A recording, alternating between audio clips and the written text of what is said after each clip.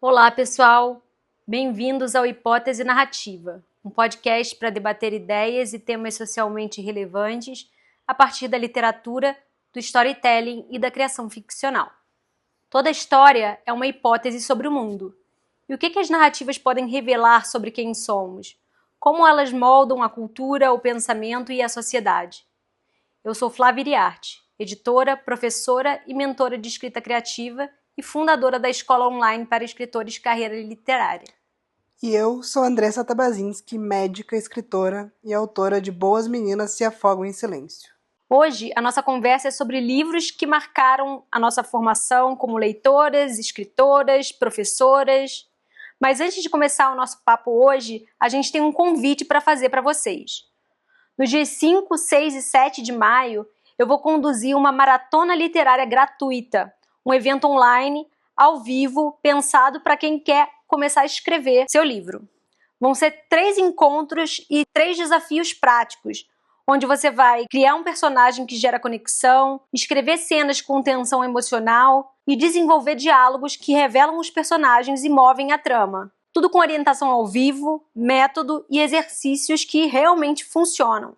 Ao final desses 3 dias, você não vai sair apenas com mais ideias para o seu romance, ou novela, ou coletânea de contos. Você vai sair com cenas escritas e com um ponto de partida sólido para o seu livro. Então, depois de ouvir o episódio de hoje, é só ir lá no nosso Instagram e se inscrever pelo link na bio. A gente está te esperando para o evento. Então, Andy? Bora lá então para um episódio hoje um pouco mais intimista, pessoal. Com certeza. Até porque falar sobre os livros que a gente gosta é sempre falar muito sobre a gente, né? Meu medo é que esse podcast fique com 3 horas hoje, mas a gente tá com horário, então vamos tentar ser objetivo com o assunto. Então vamos lá. Por que falar, né, sobre os livros que marcaram a gente? Eu tava pensando aqui que eu sempre prefiro defender as leituras de um ponto de vista subjetivo, ao invés de um ponto de vista objetivo. Porque existem vários autores canônicos, né, por exemplo, que, por mais que eu reconheça suas qualidades técnicas, ou as suas qualidades de inovação, às vezes eles não me marcaram, não falaram intimamente comigo. Dostoiévski é você? Não. Ao contrário. O Dostoiévski, ele falou muito intimamente comigo. Tem alguns aspectos da literatura dele, de maneira geral, que me incomodam. Eu vou falar sobre isso um pouco mais pra frente. Mas eu acho que justamente quando algo te incomoda muito, também é sinal de que fala com algo seu. Com certeza. Né? Mas vamos então trazer a conversa, vamos tentar ser minimamente cronológicas aqui, né? Beleza. Então, queria perguntar aí pra você primeiro um livro que tenha te marcado na infância ou na adolescência.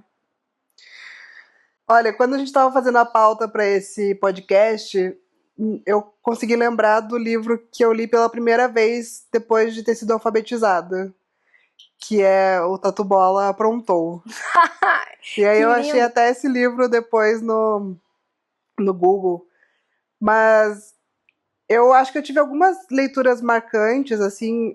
Eu tive a sorte de ter uma escola muito bem preparada para essa introdução ao mundo literário, assim. Então, tinha uma biblioteca muito legal, voltada só para as turmas pequenas, né? Uhum.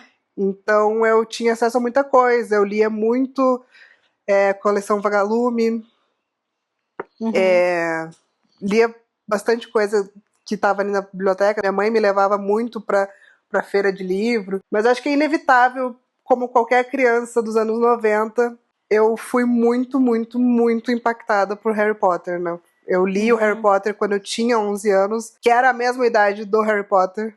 Então eu cresci junto com ele, assim, isso foi, eu acho, um privilégio, assim. Por mais que hoje a gente tenha todas essas polêmicas envolvendo o título e tal, na época pra mim foi muito importante. E você? Eu tava pensando aqui também, né? Eu também tive uma história parecida com você nesse sentido. Meus pais sempre estimularam muito, né, a leitura, o nosso contato com os livros. Eu lembro de, assim, de pequena ser um programa em família. Uma vez por mês, uma vez a cada 2 meses, eles levavam a gente numa livraria para que a gente escolhesse títulos, né, por nossa conta. E aquele era um dos programas favoritos que a gente fazia em família, né? A gente ia, explorava a livraria, depois, né, meus pais iam lá pagar, comprar os livros e a gente depois ia fazer um lanche juntos, folhear os livros. Agora, pensando assim num livro que tenha me marcado, assim, acho que no final da infância, começo da adolescência, já não me lembro exatamente em que série que a gente leu, mas eu devia ter o quê? Uns 10 anos, 10, 11 anos, foi Os Meninos da Rua Paulo, um livro de um autor húngaro, que eu não vou saber pronunciar o nome dele, mas é algo como Moner. E esse livro, ele me impactou demais, assim. Foi o primeiro livro que eu lembro de ter ficado com um sentimento, né, daquela leitura por dias a fio. Então era a história de 2 grupos de meninos numa escola que estavam disputando um terreno baldio. E esse personagem que me marcou, que eu não me lembro mais nem se ele é o protagonista de fato, ou se é apenas um, assim, já não me lembro de detalhes, me lembro muito mais da sensação que o livro deixou. Sim. O que é muito comum, né?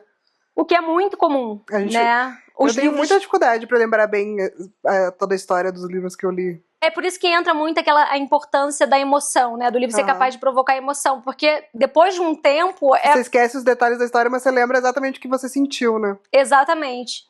Então, eu lembro que esse livro tinha um menino, eu me lembro até o nome dele, é Nemetchesky, e que ele era, enfim, um dos garotos desse grupo. Ele era um menino com a saúde super frágil, e eles estavam, enfim, sempre numa espécie de guerra ali, né? É um livro que já faz uma reflexão sobre como que o ser humano se organiza em hierarquias, o quanto que as disputas fazem parte da nossa vida social. E aí, então, tinha esses 2 grupos que disputavam esse terreno baldio. E esse menino, o Nemetchesky, ele estava sempre disposto a se sacrificar pelo grupo, e todo mundo sacaneava ele, né? Ele sofria o que hoje a gente chama de bullying. Então era um personagem porque você tinha muita compaixão, você estava sempre torcendo por ele, mas já estava anunciado o final trágico dele. Agora eu não me lembro exatamente o que acontece, acho que ele pega uma pneumonia, porque ele pula num lago, numa piscina, alguma coisa assim, e aí ele fica doente, né? Ele era um menino com a saúde frágil, tinha uma bronquite grave e tudo, e ele morre. Ai. Então, assim, é de cortar o coração, porque você se apega àquele personagem, e ele é justamente aquele personagem, o autor provavelmente, né, sabia disso muito bem. O quanto que você deixar o seu personagem, né, colocar o seu personagem pra sofrer... Gera engajamento. Gera engajamento, vai fazer você se conectar com ele. Então era isso, era um garoto que ele era super leal, ele se sacrificava pelos amigos, e no final as pessoas sacaneavam ele. A gente sentia muita compaixão por ele, e ele tem esse fim trágico, né? Então aquilo realmente ficou comigo. Eu me lembro de conversar com as minhas amigas ali sobre o livro, todas ficaram devastadas também. Mas é um livro que eu gostaria que as nossas filhas lessem em algum momento. Vamos comprar, então. Com certeza. Eu tenho ele aí. É interessante isso que você fala, né, sobre a sensação que fica, porque eu lembro, e o quanto é importante ter tido essa vivência na infância, da leitura ser algo lúdico, de ser algo interessante para criança e um momento em família, porque eu tenho muito forte a sensação de que a literatura na minha vida sempre foi algo especial. Né? Então não foi uma coisa que veio de repente. Eu não lembro que eu tive que fazer algum esforço para começar a gostar, ou foi uma busca individual minha. Era uma coisa que sempre chamou atenção, acho que foi bem feito assim pelos adultos da minha volta. Então eu sempre tive a sensação de que era uma coisa mágica, assim, ler um livro, sabe? Olha que interessante isso que você está falando. Até me levou a refletir agora que eu tenho recentemente lido muito mais com Kindle, e eu agora refleti sobre isso, porque quando eu era pequena, me chamava muita atenção o amor com que meus pais seguravam um livro. Uhum. Aquilo era um objeto, claramente um objeto de desejo. Uhum. Então eu via aquela biblioteca linda que meu pai tinha, depois passei a acompanhar o trabalho da minha mãe, artesanal com os livros. Então eu me identifico muito com isso que você está falando. A minha avó paterna era uma leitora compulsiva, estava sempre lendo um livro diferente, até o final da vida dela. Ela morreu com 96 anos, ela estava relendo a Crítica à Razão Pura do Kant. Então, eu lembro do livro ser sempre um objeto querido dentro de casa, né? E aí eu fiquei pensando nisso agora. Nossa, será que minhas filhas vão ter a mesma sensação? Que eu tô sempre com esse mesmo objeto, né? Mas que o livro cada hora é um diferente, né? Então será... Agora você me levou a pensar nisso. Elas adoram brincar com os nossos livros, né? Tirar das prateleiras, arrumar de novo. É uma das brincadeiras favoritas, né? Elas adoram. Aqui em casa. E agora me conta um pouco, assim, sobre qual o livro que você considera... Não sei se é possível responder isso, né? Mas essas perguntas são meio difíceis, mas vamos lá. Se você pudesse escolher um livro que foi o livro mais importante da sua vida, qual que seria? Putz. Bom, eu tentei refletir bastante sobre essa pergunta. Provavelmente a resposta que eu vou dar hoje não vai ser a resposta permanente, né? Acho que a gente tá sempre aberto a ranquear de novo os nossos livros, mas uma leitura que me marcou muito numa época muito importante foi Zorbás do Grego. Eu quero ler esse livro. Deixa eu até ver o título. Eu tinha assinado a TAG lá no começo, acho que foi o primeiro ano da TAG. O nome da edição da TAG é Vida e Proezas de Alexis Zorbás. Esse livro, muita gente no clube não gostou. Ele era um livro realmente muito machista, tá? Um livro escrito há mais de 200 anos, né? Mas na época eu tava ainda numa crise muito grande, assim, com a medicina. Eu atuava 100% do meu tempo como médica, nem tinha a intenção de ser escritora ou viver de literatura. Quer dizer, a intenção de ser escritora tinha, né? Só não atuava. E é um livro muito sobre você ser aberto aos prazeres da vida, ao que realmente te faz feliz, aos desejos, sabe? A você aproveitar a comida que você tem na mesa, aproveitar o sol de cada dia, dançar quando você puder dançar. Nossa, foi um livro que me impactou muito, assim, ele realmente mexeu com algo que eu nem sabia nomear na época. E aí eu via, assim, que eu tinha uma busca ainda pra fazer na vida. Olha que interessante. Nossa, foi um livro que me fez chorar muito e eu nem entendia direito por que eu tava chorando. Com todo o processo que você passou, né? De certa maneira, seu primeiro livro fala muito disso. Com certeza. Muito. Sobre bancar esse desejo, né? Buscar a felicidade. Acho que é um pouco isso, assim, é você sentir que você merece ser feliz, né? E encontrar a felicidade na vida que se tem. Né, e não na vida que se pode ter, ou colocar metas muito altas pra você achar que tá na riqueza, sua felicidade. E é por isso que eu acho complicado essa coisa de rotular o livro, né? Dizer, esse livro é um livro machista, esse livro é isso, é aquilo. Porque por mais que ele possa ser de fato, né, podem ter outras camadas que outros leitores, com a sua bagagem, com a sua história, vão processar, vão enxergar algo de valor ali. Exatamente. Acho que o livro tem que ser encarado dentro do seu contexto, né? Quando certas coisas eram normalizadas. Mas eu quero saber de você, qual o seu livro? Você já sabe, né? Acho que, na verdade, boa parte de quem acompanha aqui já sabe, porque eu falo isso há muito tempo, lá nas nossas redes, no Instagram, YouTube. Mas o livro que eu posso considerar, assim, o mais importante da minha vida... com certeza é O Estrangeiro, do Camus. Porque esse livro, ele marcou para mim uma outra fase da minha vida como leitora. Eu, ao contrário do que muita gente pensa, eu não era uma leitora de ficção, assim, desde de criança, desde adolescente. Eu me tornei uma leitora de ficção com 17 anos, que foi quando eu entrei na faculdade. Antes eu já gostava muito de ler, li eventualmente ficção, é claro, mas as minhas leituras eram sobretudo leituras de não ficção. Eu gostava de ler sobre filosofia, sobre... Antes dos 17 anos? Eu gostava muito. A gente já tinha filosofia na escola, na escola, né? E a minha avó gostava muito, né? A família do meu pai é uma família com uma raiz muito aristocrática, então... Você era aquelas adolescentes que se levavam super a sério? Era, com certeza eu era dessas, é fato. Achava todo mundo fútil, né? Me achava superior, tinha toda essa coisa.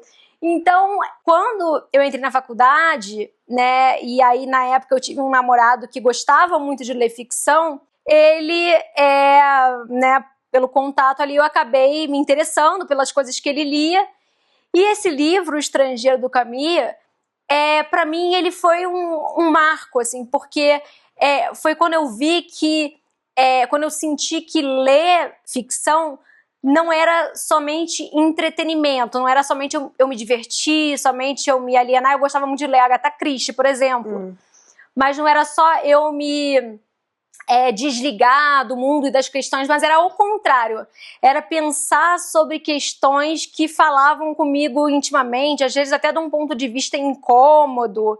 Então aquela figura daquele cara que era meio indiferente a tudo, mas que no final quer afirmar, né, a sua opinião, ou seja, que ele não cede ali o que estão querendo que ele admita para ser perdoado.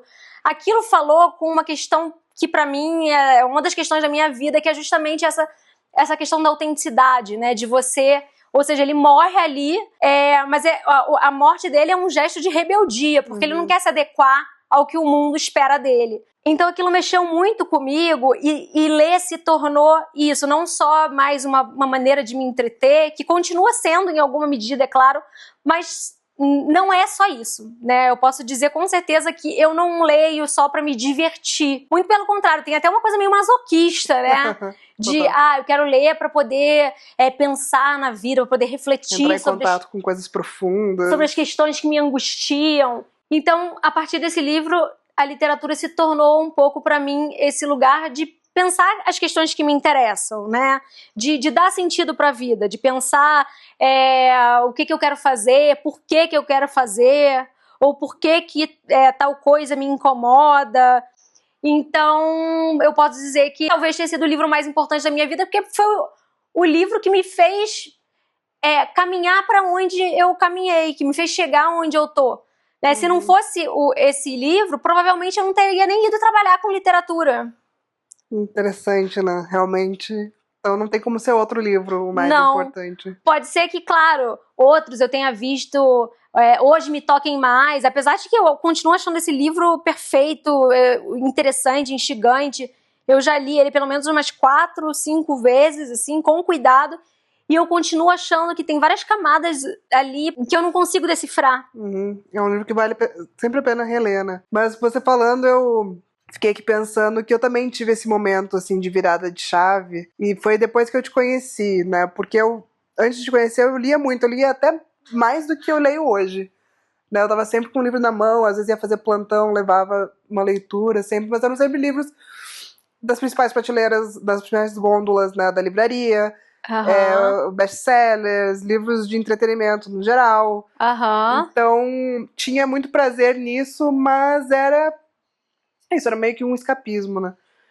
E eu acho que depois que eu te conheci, o livro que me marcou, eu já tinha lido na escola, mas quando eu li adulta de novo, me caiu uma ficha, assim, virou uma chave, né? De que, cara, isso aqui é algo além. Ainda ficou mais mágico ainda.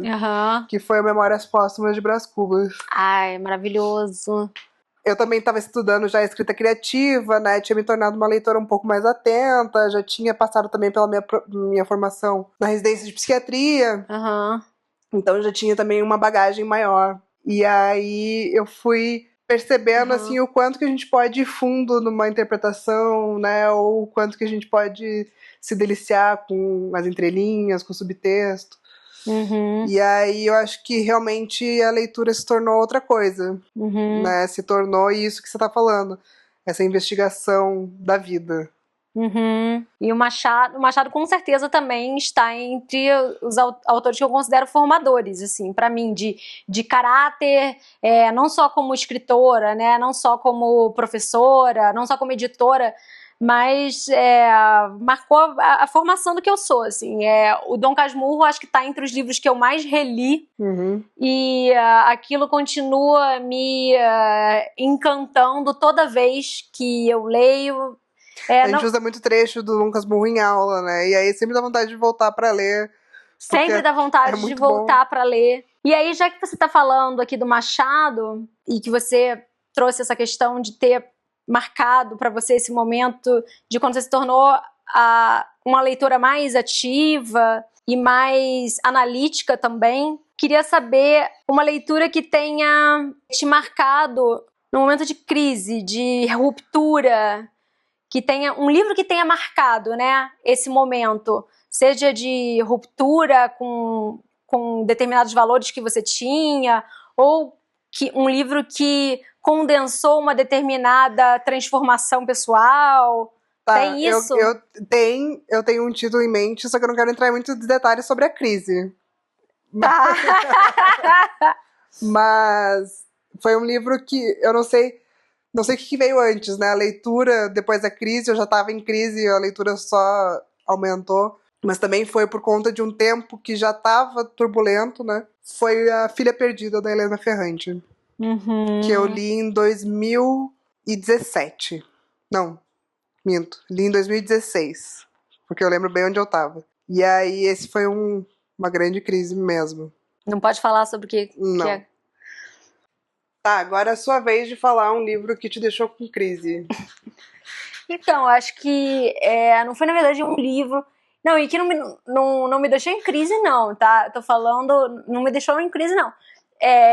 Um livro que tenha marcado um momento de ruptura, né, que eu pensei. Não é um livro específico, mas principalmente dois autores, que foram o Dostoiévski e o Tolstói. Então eu tive essa coisa... Né, o Dostoiévski, principalmente, acho que foi um autor muito importante para eu ir trabalhar com literatura, para eu me envolver mais com leitura, porque acho que foi o primeiro livro muito grande que eu li de ficção, né? Então, O Crime e Castigo, quando eu era ainda bem nova, acho que estava com 19 anos, e eu vi, caramba, isso é muito, muito bom, eu posso ficar muito tempo fazendo isso, muito tempo lendo, muito tempo pensando sobre o que eu estou lendo. Né? Então consolidou muito isso, assim, de ter a literatura como uma forma de viver, assim. Mas com o tempo, e talvez principalmente ali quando a gente durante o Clube dos Clássicos, que a gente teve um módulo só para ler literatura russa, e aí quando a gente leu, né, Os Irmãos Karamazov, do Dostoiévski, e a gente leu, acho que foi A Morte de Ivan Ilitch, do Tolstói, que já era uma releitura, para mim ficou muito marcado, assim, que eu não sou uma pessoa cristã. E porque não foi uma coisa sempre óbvia para mim, né? O cristianismo, ou seja, uma boa parte, a minha família materna é cristã. A minha avó é muito cristã, e a minha mãe sempre foi uma pessoa cristã até deixar de ser, até ela dizer que deixou de ser já quando eu era adolescente. Mas, embora ela tenha, né, hoje se considere ateia, é muito claro que existem valores cristãos muito enraizados nela. Essa coisa do sacrifício, da culpa. E eu vi o quanto que eu queria me distanciar daquilo. Né? Então... Aquela coisa toda de, por exemplo, em Crime e Castigo, que o cara vai e assassina uma mulher, mas no final ele alcança uma espécie de redenção porque ele se arrependeu daquilo, porque ele sentiu muita culpa por aquilo. Ou aquele cara lá no Tolstói, que morre lá no leito, o cara foi um bosta a vida toda, mas no final da vida ele tem um fluxo de consciência, ele começa a se arrepender das coisas, ele tem uma tomada de consciência... das coisas que ele fez, ali é uma espécie, né, de arrependimento, e aí ele é como se ele se redimisse também, de ter sido um péssimo marido, de ter sido um cara medíocre, que nunca quis se vincular, que nunca quis cuidar. Então, marcou isso pra mim, assim. E aí marcou também outra coisa muito interessante, que é, embora eu não seja uma pessoa religiosa, não seja uma pessoa cristã, eu me considero uma pessoa muito... Como eu acho que a melhor palavra que a gente encontra para isso é espiritualizada, né? E a minha forma de lidar com a minha espiritualidade é justamente através da literatura. Né? É ali que eu encontro uma espécie de transcendência, uma metafísica, né? Uma metafísica, assim. A vida, sabe, senão a vida é muito ordinária, é você pagando boleto, é você trabalhando, é você cuidando da casa. E não, pra mim a literatura ela traz essa dimensão metafísica da vida, é um sentido maior, né? Então é interessante porque ele pode ser um autor que eu tenha me afastado do ponto de vista que ali tem nos livros, na literatura russa do século XIX, de maneira geral, né, existe um ethos cristão muito forte, do qual eu me distanciei, mas por outro lado foi um autor que me ajudou a encontrar a minha espiritualidade, a minha própria espiritualidade. Interessante. Então, vou colocar aí o Dostoiévski como um autor que marcou um momento de ruptura. Tá, mas eu ainda quero saber se tem algum livro que te deixou em crise. Um livro que me deixou em crise, vários livros me deixaram em crise, imagina. O que mais eles fazem é me deixar em crise. A Clarice Lispector, eu acho que é a rainha das crises. Todo livro ali é uma crise, porque ela eu acho que é uma autora capaz de alcançar... Essa sim é metafísica. Essa é totalmente metafísica. Ela é capaz de alcançar um nível de profundidade... Que é só dela, né? Que é só dela, né? Eu acho que ela é uma das... É quase bruxaria. É quase bruxaria aquilo. E é uma das autoras que eu vejo mais que ela não vem de lugar nenhum e não, sabe? Aquela autora que nasce e morre nela mesma, que tem um estilo, uma literatura que é só dela. E que quando alguém tenta fazer parecido, em geral, fica ruim. Porque é para além da forma, né? Ela escrevia de uma forma muito sedutora, assim, muito única, mas a temática e o nível de sensibilidade que é uma coisa que não tem como copiar. Não tem como. Né? Aquelas epifanias dela. É quase uma literatura, filosofia e literatura, você não sabe. E filosofia clariciana. Né? Exato. Então, ela com certeza é uma autora que me deixou já em crise várias vezes, como é que é o nome? Ai, meu Deus do céu. O Livro dos Prazeres. Esse livro me deixou... muito marcante, tanto é que eu cito ele no meu livro, né? Ah, é verdade. Tem um despertar ali, né? Tem um despertar ali.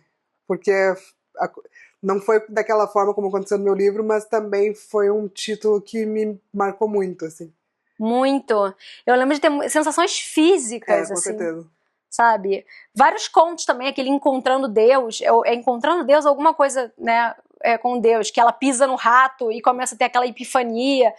Cara, assim, então vários livros da Clarice que me deixaram na lona. Realmente, sabe?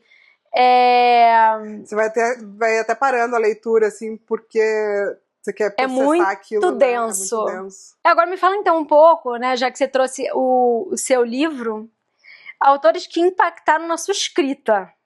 Caramba. Bom, quando eu comecei a estudar escrita criativa no SEC, né, eu comecei a ler muita coisa, assim. Muita coisa buscando um estilo que fizesse sentido com a forma como eu gostaria de me expressar, né? Alguma coisa que me ensinasse melhor a contar uma história. Então, tem 2 autores que eu li muito nessa época que eu estava no processo de escrita do meu livro, que marcaram muito e acho que até hoje foram grandes professores para mim. Um deles é o americano Philip Roth e o outro é o Michel Laube. E os 2 foram uma obsessão literária, assim, né? Quando eu comecei a ler, eu precisei ler tudo que eles escreveram e eu acho que ali o estilo falou muito comigo. Eles não têm estilos tão parecidos, mas... Entre si, né? Não, o seu segundo livro, né, que vai ser publicado ainda, eu acho que ele é inegável ali, que tem um diálogo muito forte, né, com o Philip Roth. Com certeza. Agora, eu quero fazer um parênteses aqui, uma espécie de meia-culpa, porque, pelo menos você ainda citou mais nomes de mulheres, mas eu acho que até agora eu só citei a Clarice Lispector. E outro dia eu tava pensando nisso. Quando eu me tornei leitora, essa conversa sobre a importância de termos mulheres, mais mulheres escrevendo, ela ainda era inexistente. E os autores que eu li ali, quando eu estava começando a gostar de ler ficção, como eu coloquei, foram em sua maioria esmagadora, com exceção acho que da Virginia Woolf e da Clarice Lispector, autores homens, né? Então foi o Camus, aí li os franceses lá, existencialistas, aí depois fui ler os russos, aí fui ler os autores do século XX, mais experimentais. E em sua maioria, então, eu li autores homens. Né? É muito mais recente, eu acho, que esse movimento de se publicar mais mulheres, né? De ir buscar no passado mulheres que deveriam integrar o cânone, de buscar um equilíbrio nas publicações entre homens e mulheres. Então eu estava refletindo um pouco sobre isso, sobre o quanto também o meu olhar e a minha identidade não foram moldadas por visões de mundo muito masculinas. Né, eu tava pensando sobre isso outro dia. Faz todo sentido, e eu já parei pra refletir sobre isso recentemente muitas vezes. E hoje meio que se tornou natural que eu escolha autoras mulheres, por uma questão de gosto mesmo, não por pensar que agora eu tenho que ler mulheres porque agora é o momento. Não, porque realmente virou também uma chave que começou a fazer sentido. O próprio Philip Roth, que foi uma obsessão alguns anos atrás, hoje não seria mais, sabe? Hoje eu não tenho mais vontade de reler ou ler de novo. Foi bom, foi importante naquela hora, vejo um valor tremendo. Mas eu comecei a curtir muito essas autoras novas que vêm para trazer um ponto de vista que a gente não tinha na literatura, né? Perfeito, perfeito. Tanto que, recentemente, as autoras que mais me engajaram foram, em sua esmagadora maioria, autoras mulheres. Né? Então, a Mariana Henriques, a Samantha Schibling, a Andressa Tavazinski, a Otessa Monsfeg, Helena Ferrante, mas esse com certeza é um movimento recente, né? Então eu fiquei muito me perguntando isso esses dias, o quanto que a minha visão de mundo não foi moldada por uma visão masculina, né, pro mundo. E, enfim, ainda tô refletindo sobre isso. E aí eu queria aproveitar e te perguntar um pouco sobre literatura e identidade, assim. Teve algum livro específico, ou muitos livros, que livros foram esses que te ajudaram a compreender determinados aspectos da sua própria identidade, assim, que você passou a se entender como melhor com relação à sua classe social, com relação à sua orientação sexual, seja lá o que for, por conta de uma leitura específica? Rolou isso? Cara, eu acho essa um pouco mais difícil, porque eu acho que não tem muitos livros que eu tenha lido que me representam como eu sou na vida real. Tipo, a minha classe social, minha sexualidade, né? Não... Até porque a gente estava falando que a literatura até pouco tempo era muito masculina, né? Então uma literatura para mulheres lésbicas é ainda mais recente, mais enxuto, né? Mas não necessariamente, né? Quando eu falo, não precisa ser necessariamente uma literatura lésbica para você entender algum aspecto da sua identidade de gênero, sei lá, ou da sua sexualidade. Mas mesmo assim eu acho difícil. Você tem algum título assim mesmo? Ai, vários. Então puxa aí, talvez eu entenda tanto melhor. Que eu acho meio que quase eu não consigo dissociar o que eu sou dos livros que eu leio, sabe? Porque Sim. eu tô sempre... por exemplo, então eu acho que o livro mais importante da minha vida, que é O Estrangeiro, com o tempo eu fui me questionando por que aquilo ali fala tanto comigo, né? A história daquele cara, que é um protagonista que não tem, a princípio, nada a ver comigo. Eu não sou essa pessoa indiferente, essa pessoa blasé, né? Ele é quase que desconectado. Poucas pessoas são tão indiferentes quanto a persona. Tão indiferentes socialmente quanto ele. Mas tem uma coisa ali que eu me identifico muito, que é essa busca pela autenticidade. Né? aquele final, né, eu já coloquei aqui, pra mim é uma das coisas mais impactantes e bonitas da literatura, que é ele opta por morrer porque ele não quer ceder ao que estão exigindo dele, ele não quer, ele começam a pedir, né, o Estado, cristão como mesmo sem se assumir como tal, começa a exigir que ele se arrependa.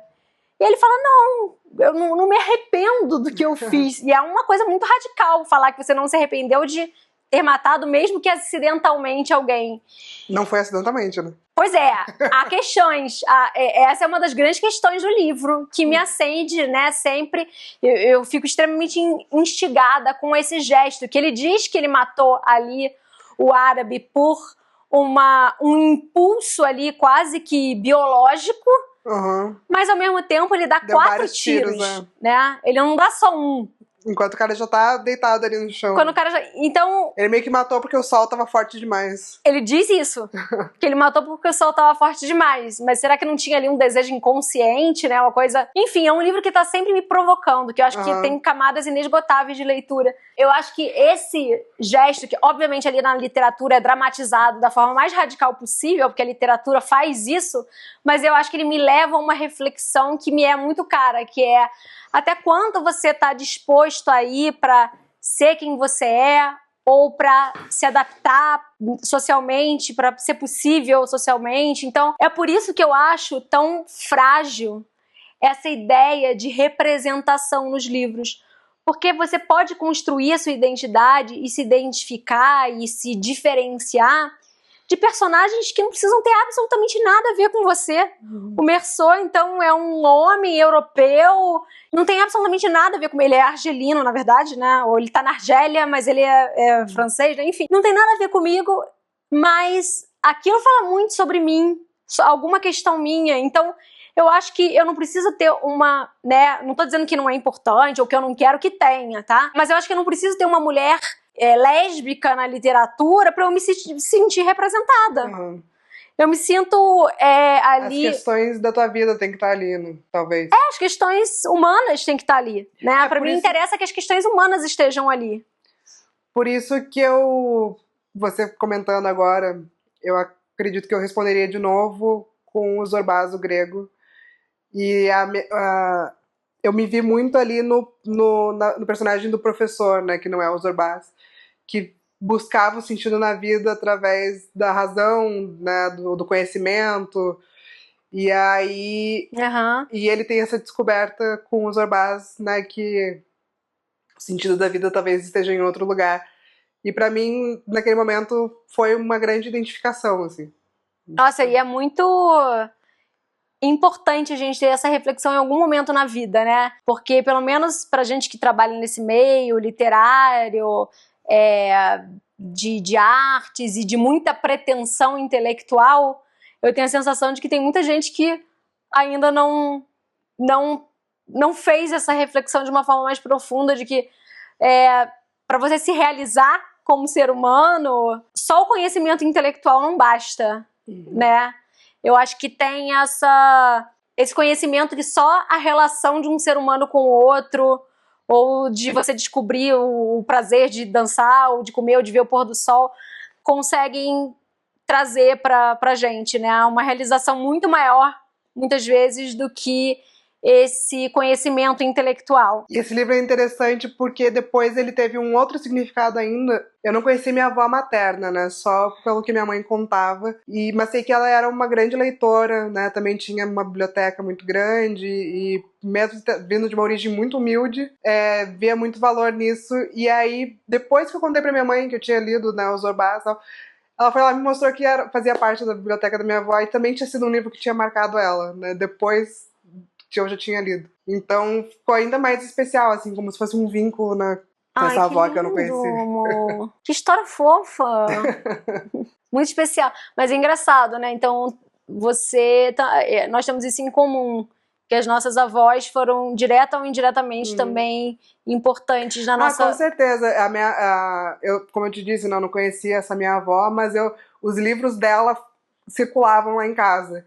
E aí eu lembro de me emocionar muito com um livro que tinha lá em casa antigo, assim, chamado O Egípcio. E dentro dele tinha uma dedicatória da minha avó pra minha mãe como presente, né? E fala, eu não lembro exatamente o que a dedicatória dizia, mas fazia essa ode ao conhecimento, à leitura, né? Então sempre foi uma coisa mágica mesmo. De novo, né? Eu usando essa palavra, mas tinha esse encantamento. Mas agora, interessante que você trouxe essa questão da sua avó, e aí eu me lembrei das minhas duas avós, e quanto que essa questão também é uma questão forte, assim, na minha vida, de maneira geral, que a família do meu pai é uma família privilegiada, então a minha avó já era professora, e a mãe dela já era uma professora muito respeitada na França e tudo, mas a família da minha mãe é uma família muito humilde, né? Eles são todos bolivianos, vieram para cá, né? Então saíram do seu país de origem, eram sem pobres ali, estudo superior, não tem ensino superior. E aí, só que a minha avó materna também gosta muito de ler. Só que enquanto que as referências da minha avó ali são todas, né, eurocêntricas, e ela, né, eu passei indo na casa dela, nas tardes na casa dela, e ela estava sempre com um livro de filosofia, e de pintura também. Aí ela mostrava pra gente pintores impressionistas, pintores expressionistas e tudo, e foi uma coisa muito importante, sem dúvida, na minha vida. Mas do outro lado, eu também tinha uma avó que lia muito, mas que lia outro tipo de literatura, uma literatura muito mais popular. Sidney Sheldon, Agatha Christie. E hoje me corta o coração, porque ela tá perdendo a vista e ela sente muita falta de ler, né? E o quanto que isso também é uma questão, né, que também atravessa todo o meu percurso, assim, dentro da literatura, de ter uma família, né, privilegiada, mais aristocrática, uma família de origem mais humilde, e o quanto que eu busquei, de certa maneira, no meu percurso, seja como escritora, como professora, como alguém que trabalha com a literatura, fazer uma espécie de síntese entre essas duas referências, né? E admirar uma literatura que seja mais acessível. Então, falando um pouco dos autores, dos livros que são referência, por exemplo, para minha escrita, eu gosto muito de autores que são mais diretos na escrita, sabe? E eu acho que isso vem de também um espaço para uma literatura mais popular, sabe? Eu vejo isso como um valor. Ser mais acessível, você ir direto na ideia. Eu gosto muito de... não me encantam, especialmente, não estou dizendo que não tem valor, nem nada disso, mas autores que a forma fala demais, sabe? Nelson Rodrigues, que é mais direto que isso. Exatamente, adoro. É um autor que eu posso considerar assim, uma referência da Flávia escritora, da mesma maneira que o próprio Camus. É uma escrita muito direta. Claro que assim, formalmente fazer aquilo não é nada simples. Tá? Mas é uma escrita direta que o apego ali é mais pela ideia do que pela forma. É simples, mas não é simplório, né? Exatamente, e o simples, né? Aquela coisa da Clarice Lispector, é muito difícil de fazer. Mas então, eu trouxe esse pendor, assim, né? Eu gosto da ideia, a ideia. E quanto mais a gente puder ir direto naquela ideia, a ideia precisa ser elaborada pra mim. Cara, eu sou total dessa vertente também. Dessa vertente também, né? Acho que a gente se encontrou muito nisso. E eu acho que vem um pouco daí. Ao mesmo tempo, trouxe esse pendor reflexivo, né?